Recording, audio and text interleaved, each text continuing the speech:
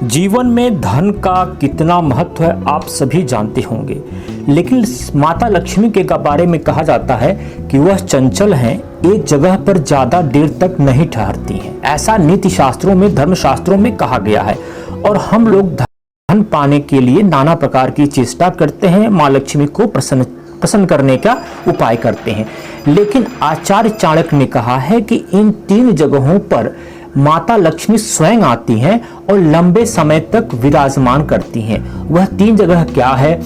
मूर्खा यत्र न पूजन्ते, धान्यम यत्र सुसज्जितम, दाम्पत्ये कलहो नास्ति, तत्र श्री स्वयं आगता। कहते हैं कि जिस घर पर मूर्खों की पूजा या प्रशंसा नहीं होती है, उस स्थान पर धन की देवी माँ लक्ष्मी अवश्य विराजमान कर रहती हैं।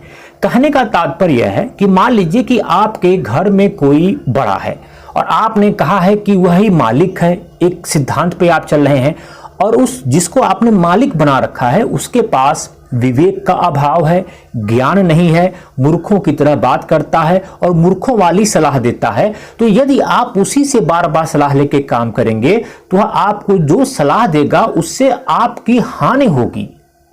जब हानि होगी तो आपके धन का भी क्षय होता है। तो यही बात आचार्य चाणक्य आपको समझाने की कोशिश करते हैं। ऐसे घर पर जहां बुद्धिमानों से सलाह ली जाती है, जहां लोग अपने विवेक का प्रयोग करते हैं, जहां पे धर्म अधर्म के बीच की खाई को समझते हैं, यह करने से धर्म होगा, यह करने से अधर्म होगा, उस घर में मां लक्ष्मी स्वयं विराजमान रहती है। दूसरी बात आचार्य चाणक्य कहते हैं कि जिन घरों में अन्न का भंडार रहता है, जैसे याद रखिएगा, यदि आपके घर में अन्न का भंडार है तो आप पर माता अन्नपूर्णा की कृपा है। यदि मां अन्नपूर्णा की कृपा है तो लक्ष्मी जी साक्षात आपके घर विराजमान रहेंगी। अब आप सभी लोग कृषक प्रधान देश में रहते हैं, बहुत लोग शहरों में रहते हैं, तो हम लोग अक्सर देखते हैं कि मान लीजिए 1 महीने का राशन लाना है तो 1 ही हफ्ते का लाएंगे। उनके पास यद्यपि पैसा है लेकिन फिर भी 1 हफ्ते का लाएंगे।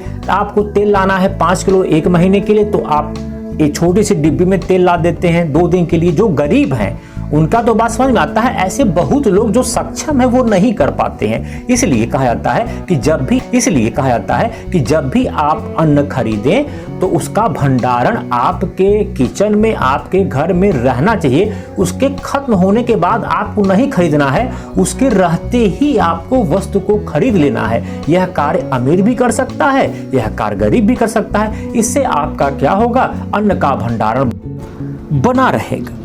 तीसरी बात आचार्य चाणक्य बहुत महत्वपूर्ण कहते हैं कि जिस घर में पति पत्नी में प्रेम माधुर्य बना है, झगड़ा नहीं हो रहा है, कलेश नहीं है, उस घर में माता लक्ष्मी साक्षात विराजमान रहती हैं। याद रखिएगा, जिस घर में रोज कलह हो रहा है, रोज झगड़ा हो रहा है, तनाव है, चोरी है, दादा का पोते से नहीं बन रहा है, बाप का बेटे से नहीं बन रहा है, एक आपसी कलह मचा हुआ है, उस घर में माता लक्ष्मी कभी विराजमान नहीं रहती हैं। इसलिए आप अपने घर की स्थिति को बदलिए, शांति बनाइए, प्रेम से रहिए, ताकि आपके घर में सदैव बनी रहें और आपका घर स्वर्ग हो जाए, सुख शांति संपन्न हो जाए। ऐसी बात आचार्य चाणक्य कहते हैं। नमस्कार, धन्यवाद।